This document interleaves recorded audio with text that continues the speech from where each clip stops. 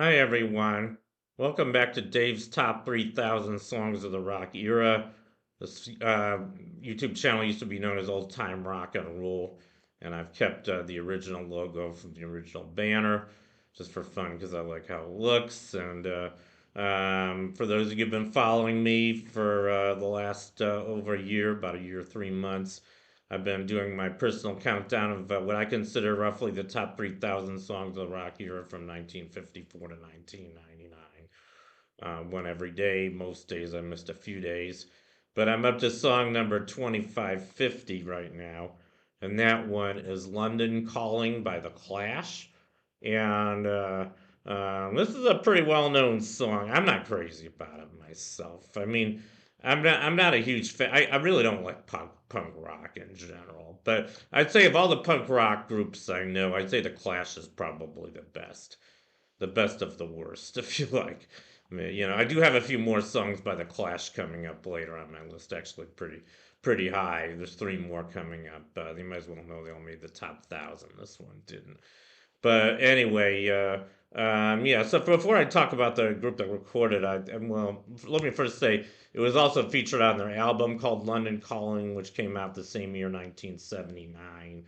The song was not a hit in the USA. It was a hit in four countries, including the native UK. They were one of those bands that was pretty big in the UK, but not at all big in United States. Punk rock was never very mainstream, music in the USA. For I think a lot of understandable reasons, it was very antisocial. That's a big reason I wasn't crazy about it myself. But here's a picture of the Clash around the time they recorded this song. You can see they look pretty punk. They got their sort of punk hairdo. So I guess first I'm going to talk about this song "London Calling." Like I said, I'm not really crazy about this song. I guess I featured it because it is a very popular song. It's a very well-known punk rock song. Guess you could even maybe call it a punk rock anthem, a little bit like "Anarchy" in the UK by the Sex Pistols, which I'm not featuring. I don't have any songs on my list by the Sex Pistols. I really hate them. And besides, the lead singer Sid Vicious ended up killing his girlfriend. They were a pretty nasty band. But the Clash were tolerable in my opinion. And this song, I mean, I think most of you guys probably know that punk rock started in England and UK, and there was a lot of social unrest in England. I don't know exactly what it was all about, but I guess I can understand why punk rock started in England because there was just a lot of problems in England. I don't know firsthand what kind of problems, but I know that London at least was a pretty violent city. There was a lot of social unrest, a lot of violence among young people for a while, not just in the 60s, but continuing through the 70s and the 80s. And I guess it got turned into punk rock by the mid 70s. And, like everything else, it kind of caught on later in the United States, even though I don't think there was all that much to be so crazy about in the United States in the late 70s. I mean, I didn't like the 70s personally growing up in it, but I don't know why punk rock was so trendy. I mean, uh, it was a sharp contrast behind the stuff from the '60s because like the Beatles. I mean, there was a whole counterculture movement in the late '60s. But that was more based on peace and love and kind of these utopian ideals of having a better society, more loving society where people get along with each other. And then I think punk rock was kind of the opposite of that. It was like, people, kids started doing body piercing and they were doing slam dancing and they were recording songs that didn't even sound like music with hardly any tune.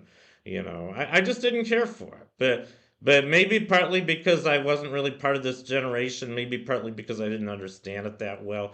I don't know why, but I just never cared for punk rock. And I think this song, London Calling, is a case in point. Even though a lot of music aficionados consider this one of the greatest rock songs of all time. I don't. I think the Rolling Stone magazine put it at like number 38 on their list of the greatest rock songs of all time. I put it number 2550, just barely made my list. And, they also I think put "Smells Like Teen Spirit" by by Nirvana on the top 100, which I don't care for either. That didn't even make my top 3,000. I don't know if you call that punk. That's known as grunge rock. To me, they're not that much different. But you know, this song, it's a very dark song. I mean, you know, basically they're singing about the Armageddon or the apocalypse. They're saying London's burning up, and there's all this negative imagery in their song. They're saying phony Beatlemania has bit the dust.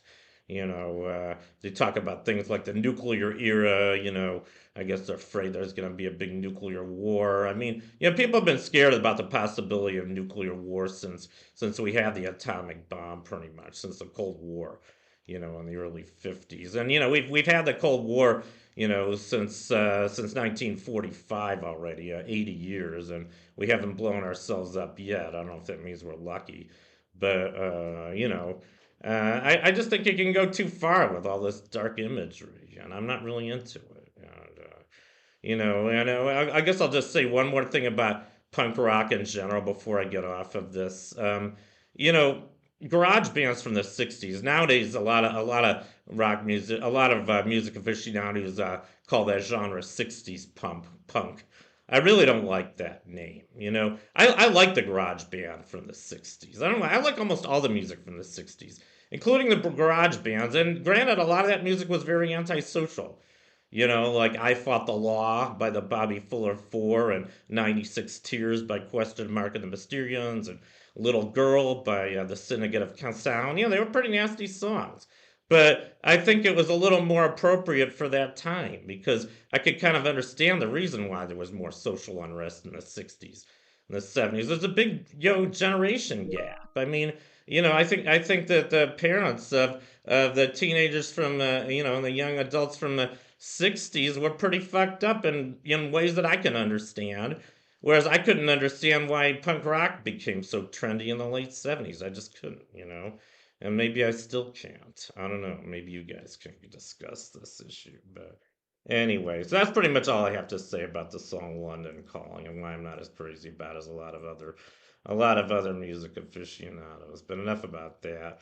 Now I'm going to talk about the Clash, the band The Clash, and you know, like I said, they were probably the most successful or the most well-known punk rock band of all time. And you know, as far as punk rock goes, I'd say they were pretty good. Like I said, I'm featuring three of their songs on my personal top 1,000.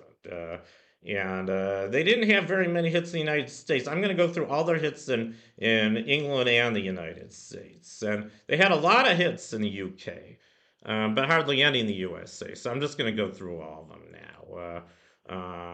Maybe I should say a little bit about the band first.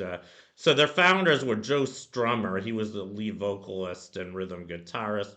He also wrote lyrics for their songs. There was also Mick Jones. He was their singer-songwriter and the lead guitarist. And then later they had Paul Simonon, who was the bassist, and Topper Hedden on drums. That was the original lineup. I think they're all shown in this picture. And so that was the Clash, and I'll just go through their hits now. They were together from 1976 to 1986. So, like I said, they were a pioneering punk rock band. And the first hit in the UK was in 1977. It was called White Riot. That went to number 38. And later that year, they had Remote Control, which went to 52, and Complete Control, which went to 28. In 1978, they had Clash the Rockers, which went to 35. White Man and Hammersmith Palais, which went to 32. Tommy Gun, which went to 19. These are all in the UK, by the way. None of these I've listed so far were hits in the USA. I'll mention the ones that were. In 1979, they had English Civil War, which went to 25. And then they had, I think, their biggest hit in the UK and worldwide, London Calling, the one I'm featuring today, which went to 11 in the UK, but it wasn't a hit in the USA. I think it was a hit in three other European countries. I'm not sure which ones offhand. They released Train in Vain instead of London Calling, I believe, in the USA. That was the first hit in the USA, and it wasn't a hit in UK, probably because it wasn't released as a single there. But Train in Vain went to number 23 in the USA in 1979. So that was their first top 40, Billboard top 40 hit. Not a bad song. 1980, they had Bank Robber, which went to number 12 in the UK. They followed that up with a Call Up, which went to number 40. In 1981, they had Hitsville, UK, which went to 56. The Magnificent Seven, which went to 34. And This Is Radio Clash, which went to 47. I remember that song. Not a terrible song, not a great song. I had a friend in college who liked this song. I don't know why. He had a Clash album. I used to get high with him, and when I'd ever visit him at his house, he liked to play the Clash, and he liked to play the album that had this song on it. This is Radio Clash on Pilot Satellite, or whatever they were singing. I don't know. Kind of an annoying song, actually. 1982, they had their biggest hit in the USA, Rock the Casbah. That went to number 30 in the UK and number 8 in the USA. I remember the video for that song. Pretty cool video. It was filmed in the Middle East. I think it was filmed maybe in Saudi Arabia or something. They filmed it near a Burger King, some big city in the Middle East, and they had an armadillo, and it was kind of cool. And I think they kind of went all out with a video because they even hired some jet fighters that they filmed.